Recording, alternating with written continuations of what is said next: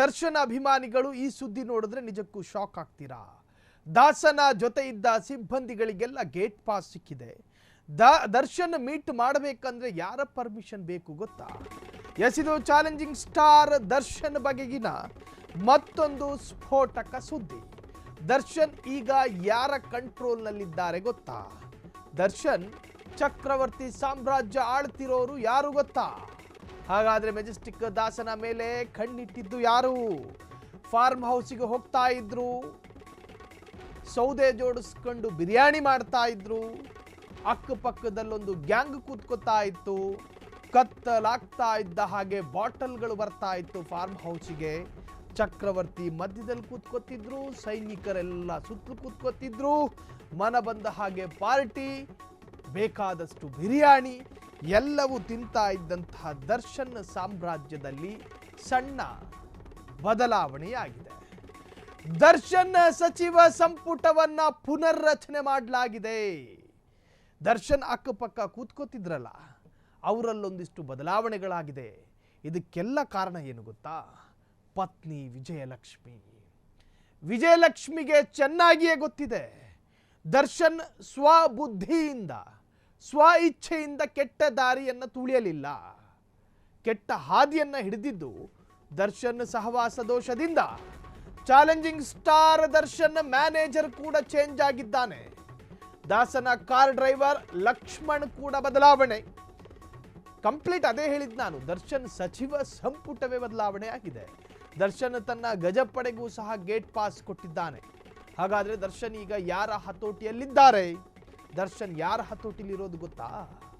ತನ್ನ ಅಸಲಿ ಸುಂದ್ರಿ, ತನ್ನ ಅಧಿಕೃತ ಪತ್ನಿ ವಿಜಯಲಕ್ಷ್ಮಿಯ ಕಂಟ್ರೋಲ್, ಜೊತೆಗೆ ಸಹೋದರ ದಿನಕರ್ ತೂಗುದೀಪ್ ಕಂಟ್ರೋಲ್.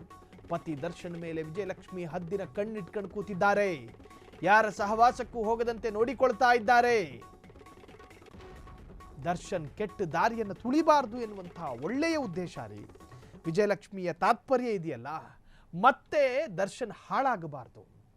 ನೋಡ್ರಿ, ದರ್ಶನು ಒಳ್ಳೆಯವನು ಕೆಟ್ಟವನು, ದರ್ಶನ್ ಕೊಲೆ ಮಾಡಿದ್ನೋ ಸುಮ್ಮನೆ ಆರೋಪ ಇದೆಯೋ, ದರ್ಶನ್ ಅದೋ ದರ್ಶನ್ ಇದೋ, ಇದಲ್ಲ.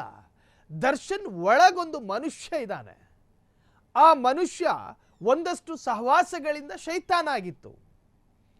ಅವನು ಮನುಷ್ಯನಾಗಿ ಸಮಾಜದಲ್ಲಿ ಇರಬೇಕು. ಇದು ಪತ್ನಿ ಇಷ್ಟಪಡುವಂತಹ ಕೆಲ ಬೇಡಿಕೆಗಳು. ಪತ್ನಿ ವಿಜಯಲಕ್ಷ್ಮಿ ಕಂಟ್ರೋಲ್ನಲ್ಲಿ ಚಾಲೆಂಜಿಂಗ್ ಸ್ಟಾರ್ ದಾಸನ ಆಟ ಟೋಪಕ್ಕೆ ಪತ್ನಿಯಿಂದ ಬ್ರೇಕ್ ಬಿದ್ದಿದೆ. ದರ್ಶನ್ ಭೇಟಿಗೂ ಬೇಕು ವಿಜಯಲಕ್ಷ್ಮಿಯ ಪರ್ಮಿಷನ್.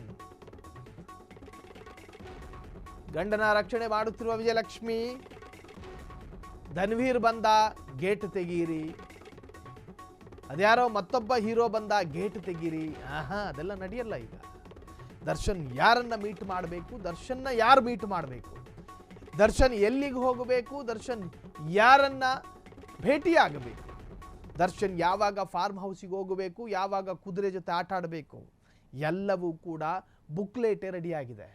ಇಂತಿಂಥ ಟೈಮಿಗೆ ದರ್ಶನ್ ತಿಂಡಿ ಮಾಡಬೇಕು, ಇಂತಿಂಥ ಟೈಮಿಗೆ ಮಗ ವಿನೀಶ್ ಜೊತೆ ಆಟ ಆಡಬೇಕು. ಇದು ರೀ ಸಂಸಾರ, ಇದು ಸಂಸಾರ. ಕಂಡು ಗದ್ದೆಯಲ್ಲಿ ಮೇಯೋದಲ್ಲ ಸಂಸಾರ. ಹೋಗಿದ್ದ ದಾರಿಯಲ್ಲಿ ಮತ್ತೆ ಬರುವಾಗ ಒಂದು ವಾರ ಆಗಿರುತ್ತೆ. ಹಂಗಿದ್ದಿದ್ದು ದರ್ಶನು ಮನಸ್ಸಾದಾಗ ಎದ್ದೋಗ್ತಾ ಇದ್ರು. ಜೆಟ್ಲೆಗ್ ಪಬ್ಬೋ ಮತ್ತೊಂದು ಪಬ್ಬೋ ಎಲ್ಲಿಗೋ ಹೋಗಿ ಪಾರ್ಟಿ ಮಾಡ್ತಾ ಇದ್ರು.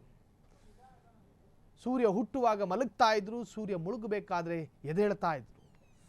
ರಾತ್ರಿ ಆಗ್ತಾ ಇದ್ದ ಹಾಗೆ ಬೇಟೆಗಿಳಿಯುತ್ತೆ ನೋಡಿ ಹುಲಿ, ಹಂಗಿದ್ದಿದ್ದು ಮನುಷ್ಯ ದರ್ಶನ್ನು. ಆದರೆ ಈಗ ಅದಕ್ಕೆಲ್ಲ ಬೇಲಿ ಬಿದ್ದಿದೆ, ಅದಕ್ಕೆಲ್ಲ ಬ್ರೇಕ್ ಬಿದ್ದಿದೆ. ದರ್ಶನ್ ಸುತ್ತ ಬಹುದೊಡ್ಡ ಕಾಂಪೌಂಡ್ ಕಟ್ಟಲಾಗಿದೆ. ದರ್ಶನ್ ಕಾಂಪೌಂಡ್ ಹಾರಬೇಕು ಅಂದ್ರೂ ಪತ್ನಿಯ ವಿಜಯಲಕ್ಷ್ಮಿಯ ಪರ್ಮಿಷನ್ ಬೇಕು. ರಾಜರಾಜೇಶ್ವರಿ ನಗರಕ್ಕೆ ಹೋಗ್ತೀನಿ ಅಂದ್ರೆ ಸುಲಭ ಅಲ್ಲ ದರ್ಶನಿಗೆ. ರಾಜರಾಜೇಶ್ವರಿ ನಗರದಲ್ಲಿ ಮೇಡಮ್ನ ನೋಡ್ಕೊ ಬರ್ತೀನಿ ಅಂದ್ರೂ ಕೂಡ ವಿಜಯಲಕ್ಷ್ಮಿಯ ಪರ್ಮಿಷನ್ ಬೇಕು. ಯಾವ ಮೇಡಮ್ಮೂ ಇಲ್ಲ, ಯಾವ ಚ್ವಿಂಗಮ್ಮೂ ಇಲ್ಲ. ದರ್ಶನ್ ಈಗ ಪತ್ನಿಯ ಹಿಡಿತದಲ್ಲಿದ್ದಾರೆ. ಇದನ್ನೇ ಬಯಸ್ತಾ ಇರೋದು ಸಮಾಜ. ದರ್ಶನ್ ಅಭಿಮಾನಿಗಳು ಕೂಡ ಇದನ್ನೇ ಬಯಸ್ತಾ ಇರೋದು. ನಿಮ್ಮ ಕಷ್ಟ ಸುಖಕ್ಕಾದ ಹೆಂಡತಿಯ ಪರ ನಿಂತ್ಕೊಳ್ಳಿ. ಸದಾ ನಿಮ್ಮ ಬಗ್ಗೆ ಯೋಚನೆ ಮಾಡುವಂತಹ ನಿಮ್ಮ ಹೆಂಡತಿಯ ಮಾತು ಕೇಳಿ ಸರಿದಾರಿಗೆ ಬರ್ತೀರಿ. ಫ್ರೀಡಮ್ ಟಿವಿಯು ಕೂಡ ಅದನ್ನೇ ಹೇಳ್ತಾ ಇರೋದು. ವಿಜಯಲಕ್ಷ್ಮಿ ಶಹಬಾಷ್.